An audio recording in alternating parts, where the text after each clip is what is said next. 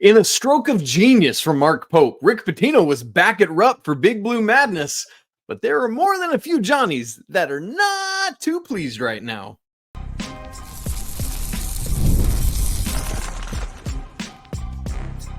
You are Locked On College Basketball, part of the Locked On Podcast Network. Your team every day. Hey there, what's up? Happy Monday. Welcome into the Locked On College Basketball Podcast, the only daily national college hoop show out there. We're your hosts. This is my buddy Andy Patton. I'm Isaac Shade, and we're elated to be with you at the place to get your college basketball content every single day. Thanks so much for making us your first listener watching. We want to remind you that you can get every episode ad-free on Amazon Music. We're all part of the Locked On Podcast Network, your team every day. Special shout out to your everydayers who are joining us, and of course, all the great members of the Locked On College Basketball Discord community. So glad that each of you are here. Today's episode is brought to you by our friends at GameTime. Download the app, create an account, and use code LOCKEDONCollege for $20 off your first purchase. Okay, it's Monday. Let's get into it. Andy, 3 weeks from today, that's 21 days if you know how to multiply 3 times 7. It's opening day of college basketball. It is here. It's coming. Speaking of which, today, Monday, October 14th, the preseason AP poll comes out. So we will have breakdowns of that coming for you either tomorrow or Wednesday on the show. But here's where we're going today. On Friday, Big Blue Madness happened inside Rupp Arena. Crazy cool court design with all the graphics and stuff. Awesome. Love it. But the big story coming out was that Rick Pitino was there in the flesh wearing Kentucky gear. Let's talk about that. The Boozer twins are following in their daddy Carlos's footsteps, headed to Durham, where they are going to be dudes next season. And of course, we've got new portal updates for you, because this is going to change every single year until Jesus comes back, Andy Patton.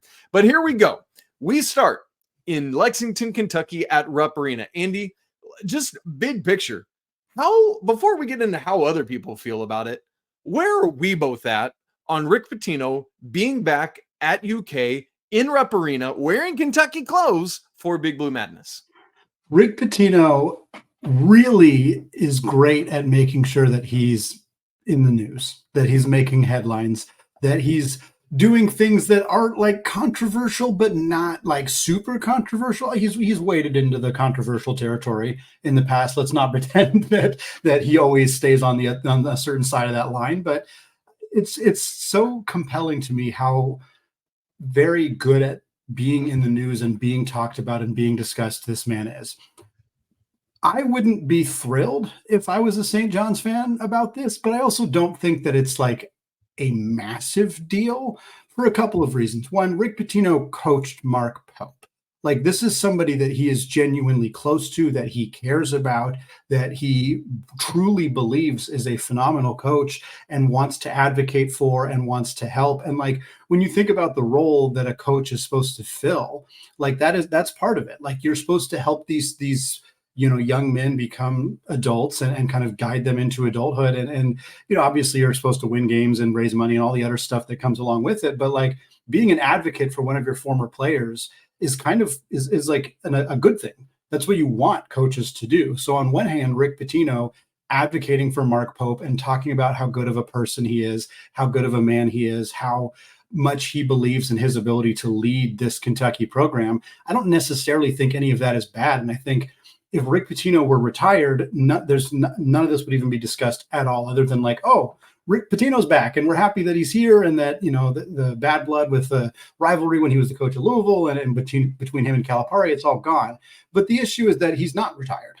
He's a coach at another school, and obviously not another SEC school. They're not rivals. They're not competitors. They don't have any current games scheduled against each other. Again, I think I wouldn't like seeing him in blue, and I wouldn't like knowing that my coach is, spending time doing that. But at the same time, like, I don't think that this is a massive deal. It's just kind of odd. And if it was anybody else, it would probably strike as a little bit more odd. But Rick Pitino does stuff like this. Like, this is the kind of thing that you sort of come to expect from Pitino. He's a little unpredictable. He's not necessarily going to abide by conventional rules or anything like that. So I'm not surprised. and I'm not like outraged, but I get why there might be some discomfort or frustration or something along those lines, at least by the St. John's fan base. But again, if you're St. John's, like if he keeps winning basketball games, he keeps landing the top or one of the top 5 recruiting classes or excuse me, transfer portal classes in the country. If he keeps doing that and he brings this team back to the NCAA tournament, nobody's going to care about stuff like this. And I'm with you, Andy, with all of this. Like if I was a St. John's fan, I would be some level of miffed. If I was a Kentucky fan, I would be elated. There's a couple wrinkles with this for me. If I'm a St. John's fan, especially one that's not really old enough to remember the 96 UK national championship team that he coached, that Mark Pope played for, that this to me would be a reminder to me of, oh, holy cow, our head coach is a dude and is one of the best basketball coaches in all of college basketball history. And so it's a healthy reminder of that. Again, that's not discounting the discomfort or the awkwardness of it in any way, because that's all valid. But I think it is a good reminder of just how phenomenal Rick Pitino is. From the, obviously, we are here at the college basketball side of this. That's whose side we take is college basketball. And Andy, for college basketball, I think this is great. Yeah. Because while the John Calipari era at Kentucky was full of ridiculously phenomenal basketball players and some really, really talented teams, a national championship and some others that were very close, I got to be honest, it never felt like the Kentucky basketball of my youth. When I watched teams just like this team, this 96 team that we're celebrating, right? Like those are the squads that I remember. And so to me, this is about the head coach of the new head coach coming back to support him.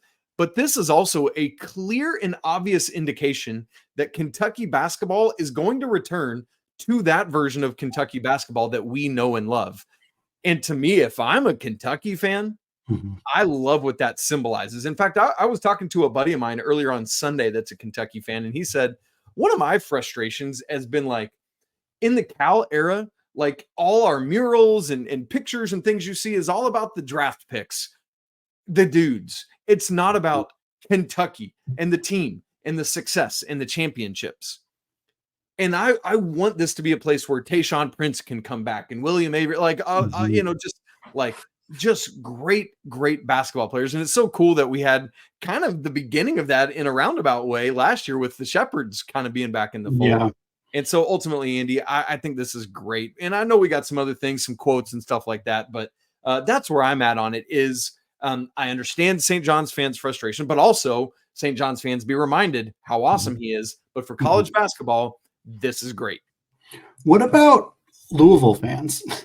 Oh, that's a great question. Like, I mean, Pitino, obviously there was a lot of strife with Pitino's tenure at Louisville anyway. And so there's a possibility that there's some Louisville fans who still are unhappy with the recruiting violations and everything that happened in that regard. But for Louisville fans who are like, hey, this guy brought us a championship and we're still happy. And, he was anti-Kentucky. I mean, he was famously, he denies this, but there's video evidence. He famously flipped off the Rupp Arena crowd. I think the last time he was there as a coach, at least when he was at Louisville. And so I think there was a lot of Cardinals fans who were very happy that Pitino had seemed to be anti-Kentucky and was pro-Louisville and all that stuff. And now, like, he's not celebrating Pat Kelsey, their other new coach over there. He's celebrating the Mark Pope. And I get, obviously, it's understandable why he has a connection to Pope. He doesn't have that connection to Kelsey. But, like, I wouldn't be thrilled if I was a Louisville fan either. But, again, maybe they were already done with him at that point.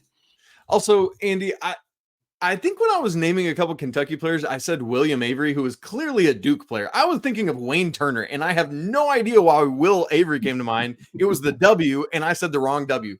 I am so sorry. Do not behead me. Do not hang my, burn me in effigy or whatever it is. I apologize. At least you caught it. Right? Like, yeah. Wow. Bad.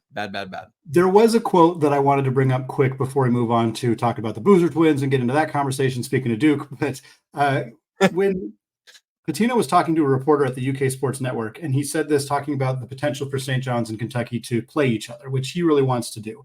I think if you're a St. John's fan, you're pumped. You want to play Kentucky. That's fantastic. Here is his direct quote, though. I hope so. I'd love to come back again. I don't get this opportunity very often. Love to come back and play them and get my butt kicked once again.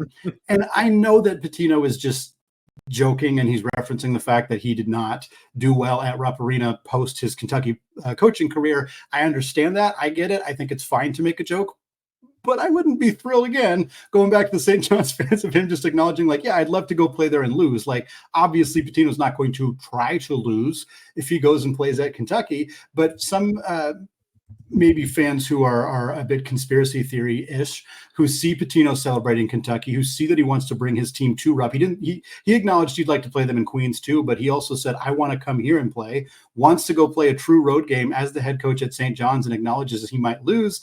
Yeah, that's maybe something that if Pitino doesn't have a good year and then schedules this game, people are going to be pissed. If he leads them to the tournament, they go to the Sweet 16, and then they get a Kentucky game on the schedule, I don't think anybody's going to care. Again, win basketball games and nobody's going to talk about this. Pitino, he's been very good at that throughout his career.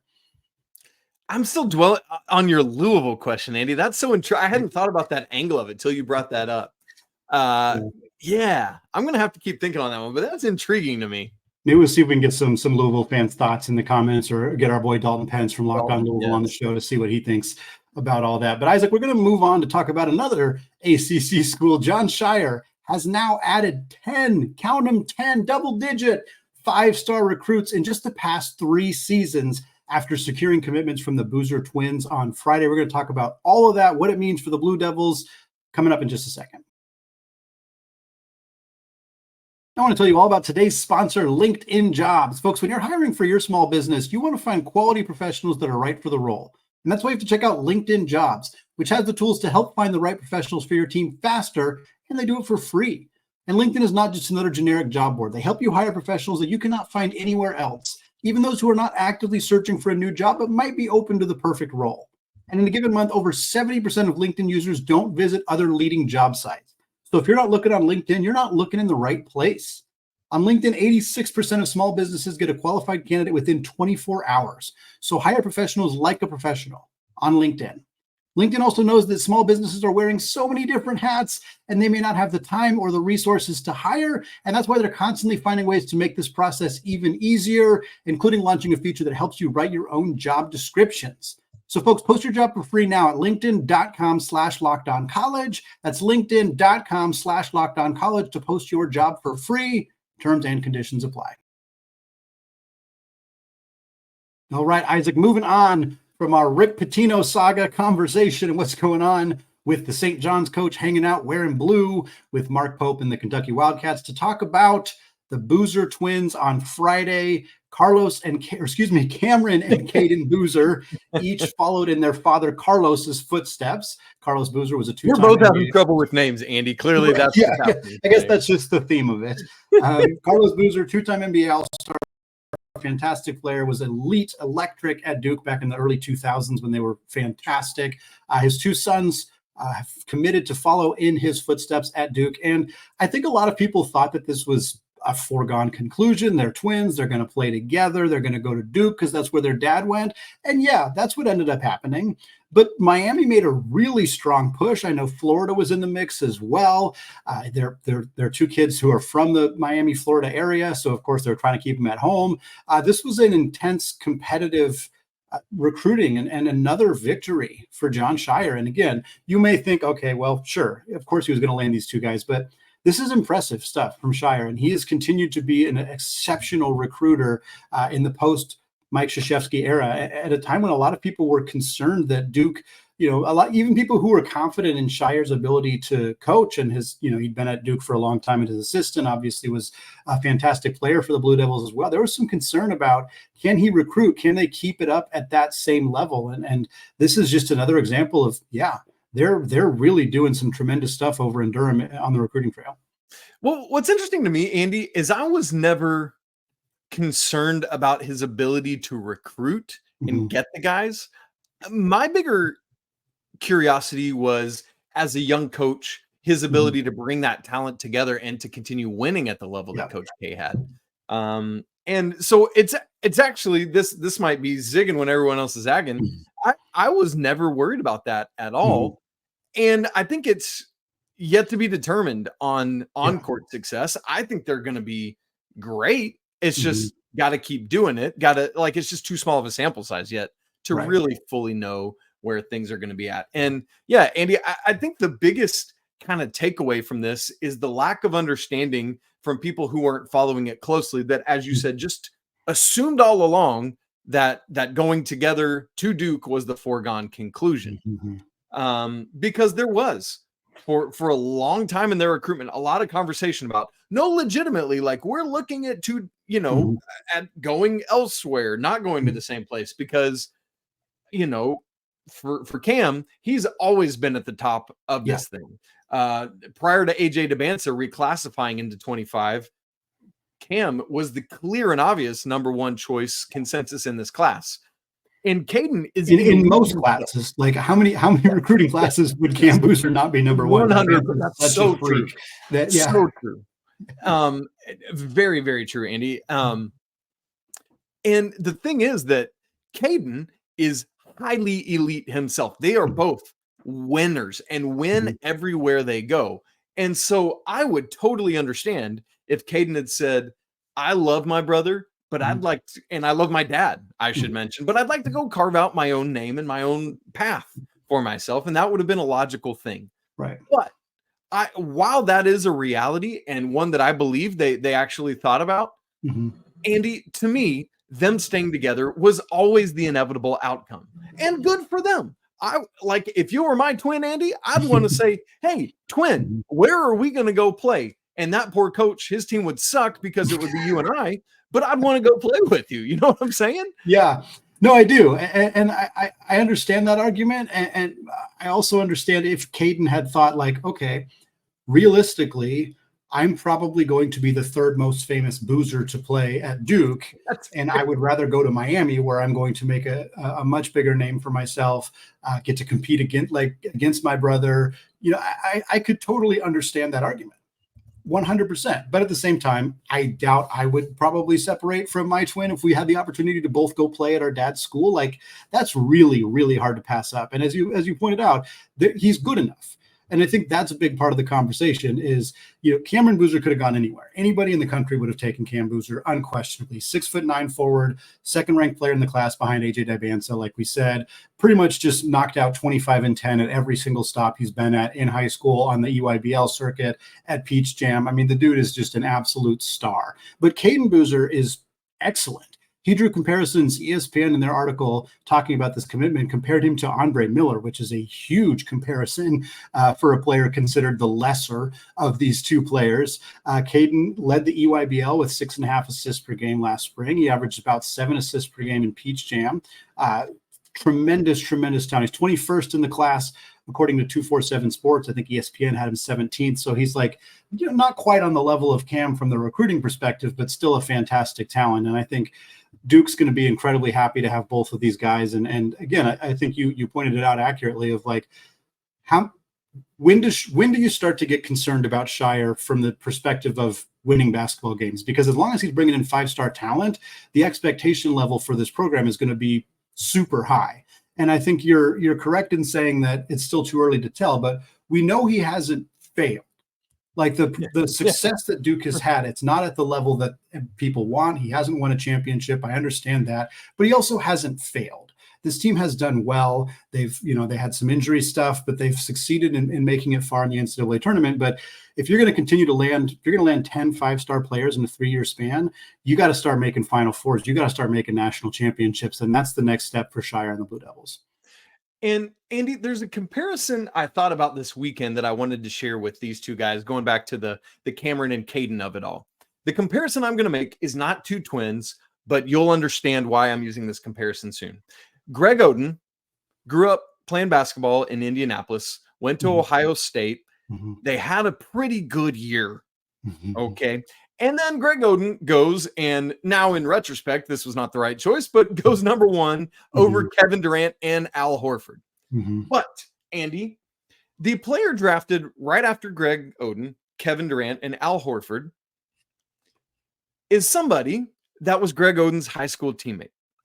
is somebody that went to Ohio State with Greg Oden, was always in Greg Oden's shadow, just his little, can-do point guard that was just always right there.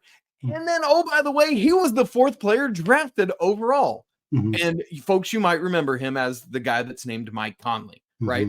And I'm not saying that NBA draft scenario is what's going to happen for the Boozer twins, but that's what we're talking about. Where you doubt Cayden at your own risk because he's going to be a dude too. That's my bigger point. Just like Mike Conley was, despite the fact that he was always in Greg Oden's literal massive shadow. Thank you for reminding me as a Portland Trailblazers fan that not only was Kevin Durant a better pick than Greg Oden, but so was Al Horford and so was Mike Conley. And so was everybody. Sorry. just a real shot in the heart here on a random evening on a Sunday in October. Wow. Did not need that for myself. But the good thing is in the what would have been the 1983 NBA draft, Trailblazers, they didn't screw any of those up, right? They took no, do I have it wrong? Would it be 84? I can tell you. They took Sam Bowie 2nd overall. Hakeem Olajuwon went 1st. Some guy named Michael Jordan went 3rd. They also lost a coin flip. If they'd won the coin flip, they'd have got Olajuwon, and the team that the Rockets would have taken Sam Bowie. They've said that. So I just want to point that out. Hey, that's good. That's how it goes. They also took Sam Bowie ahead of Sam Perkins and Charles Barkley, who went 4 and 5. I think Stockton was in that draft too. Oh, man. Okay, that's a fun little digression. Andy, yes, we're going to continue to see. I cannot wait to see these dudes play in college because, again, as we've said, they win at every level they've been at. High school, EYBL, which, by the way, we're still waiting to see who their Knight Riders teammate Caleb Wilson commits to, whether it's Kentucky, what would be really hilarious is if Caleb Wilson goes to North Carolina and has to play against his AAU teammates in college.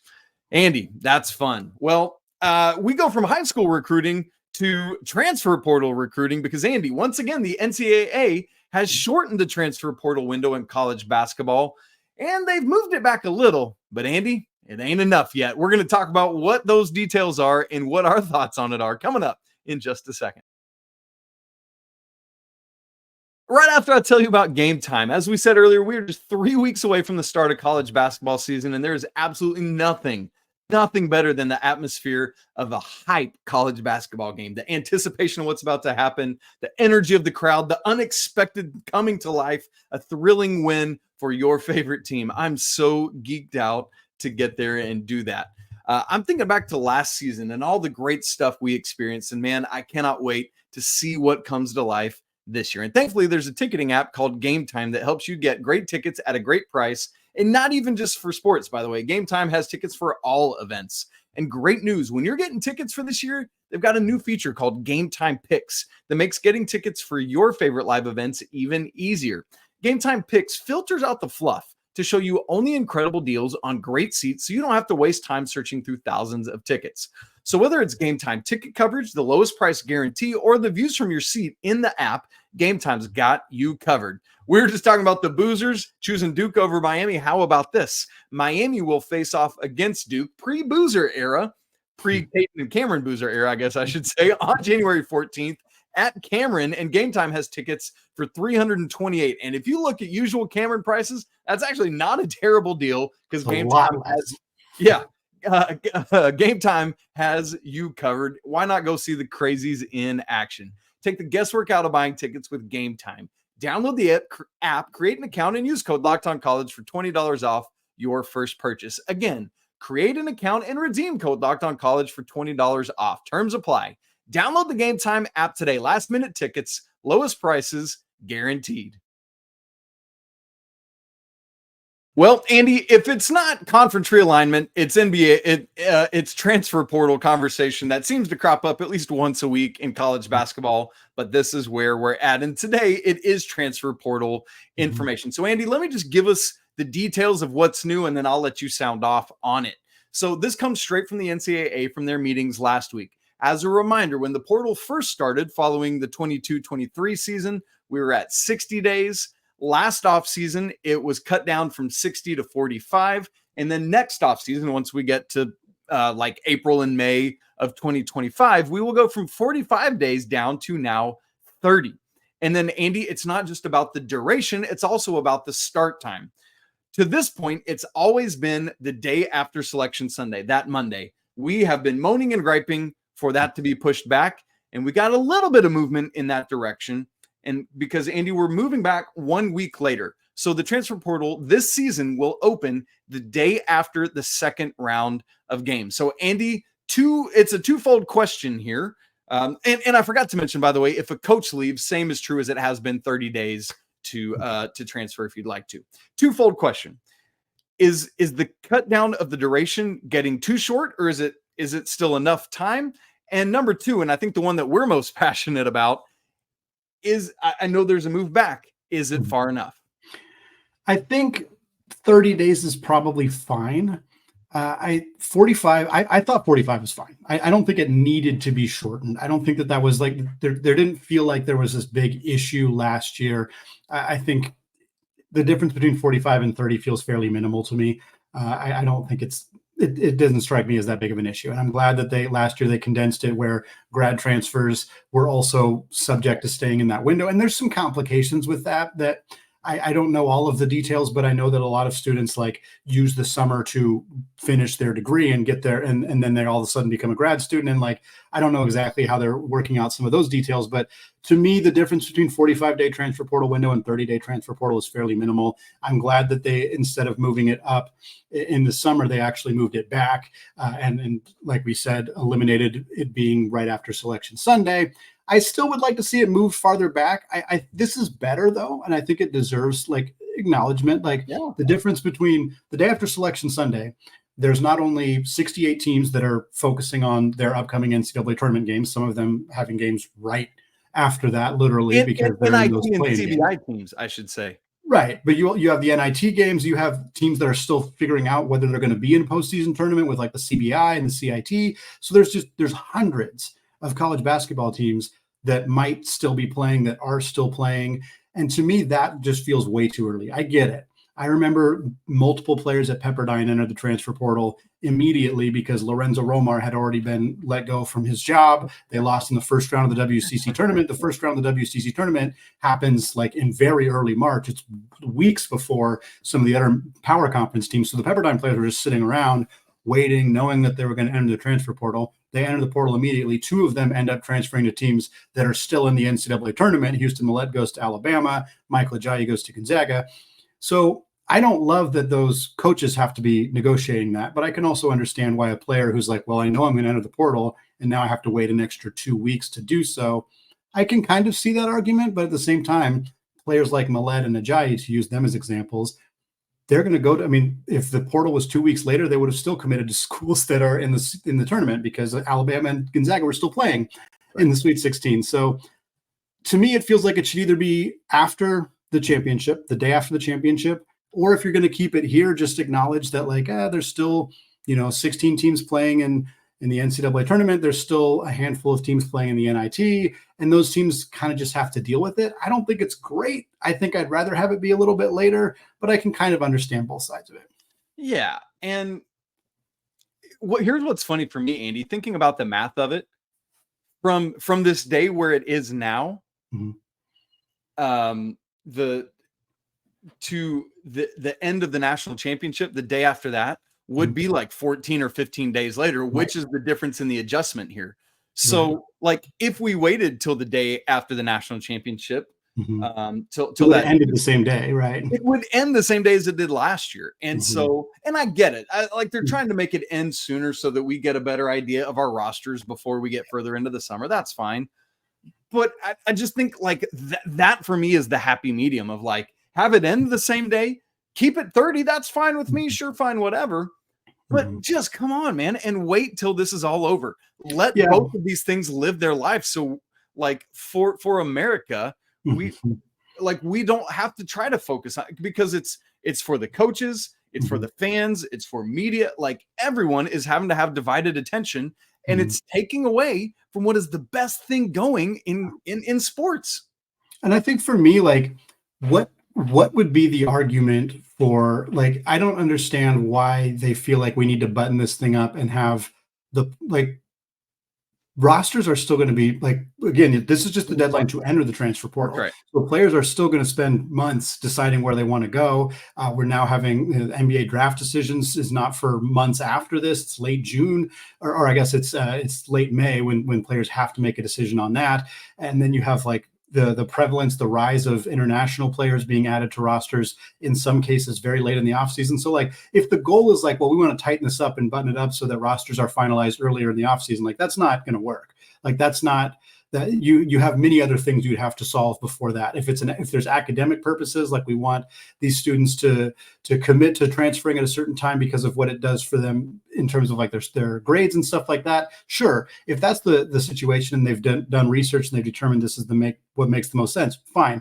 But to me, it just feels like they're making a decision that I'm not sure what the exact reasoning is and why they want it to be done a certain way when we know that it's having an impact on, I mean, coaches have come out and said, we don't want to have to be dealing with the transfer portal while we're still in the NCAA tournament. And it's straight up directly punishing teams that are advancing further by not having the opportunity to scout and look at players in the portal as much as they'd like to. And again, for the good players who want to go to a program that's in the Sweet 16 or Elite 8 or Final Four, they're just going to wait until those players or until those programs are done if they need to. So I'm like, you're not really accomplishing anything either. So I think change needs to be done here. I think that this is a positive step. I think it is much better to the point where I don't think you dramatically need to do anything, but it just feels like one more change. Just make it the day after the national championship, start the offseason when it should start, and then boom, we're done. Then we don't have to touch this anymore. But we're almost there.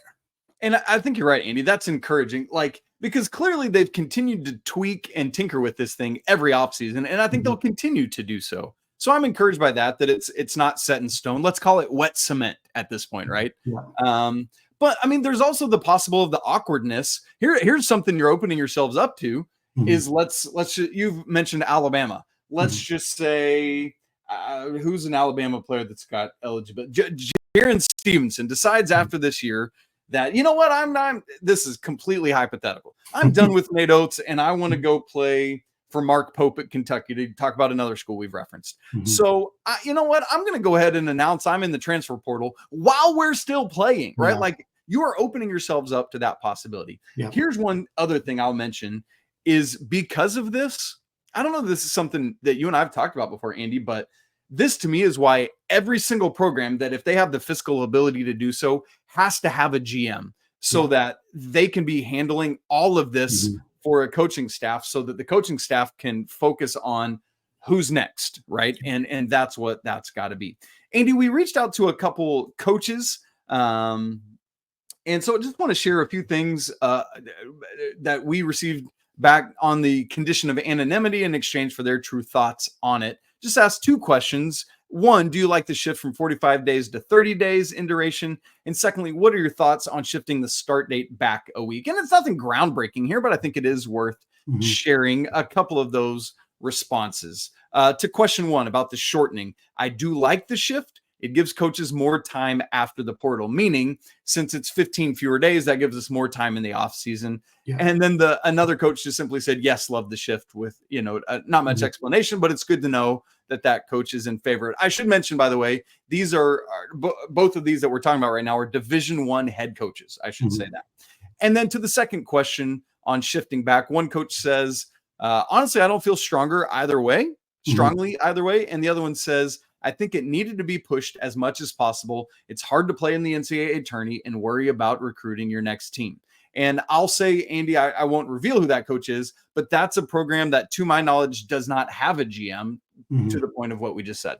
Yeah, I think the GM is absolutely something that's coming to the vast majority of power conference programs in the next couple of years. I'd be pretty surprised if 85+% don't have a GM at that point. I think that's what's going to be the new norm, the new reality, and especially for teams that are regularly in the NCAA tournament. If this deadline sticks, and again, we've seen changes every single year, so who knows if this will last longer than a year, but if it sticks like this, teams are going to absolutely want to have that GM to deal with scouting the transfer portal and reaching out to prospective players and doing what right now I am assuming assistant coaches are doing, while also trying to scout for the upcoming matchup in the NCAA tournament and things like that. And so it'll be nice to have somebody doing that for them. But I'm curious if that rise of GMs keeps this the timeline the same here, or if we're going to see more adjustments going forward.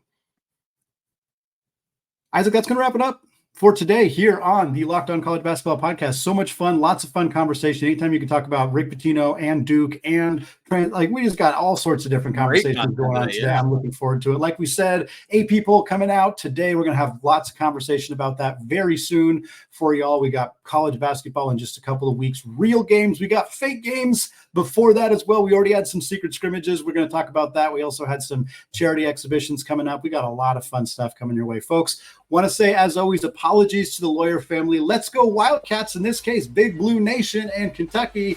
And until tomorrow, peace.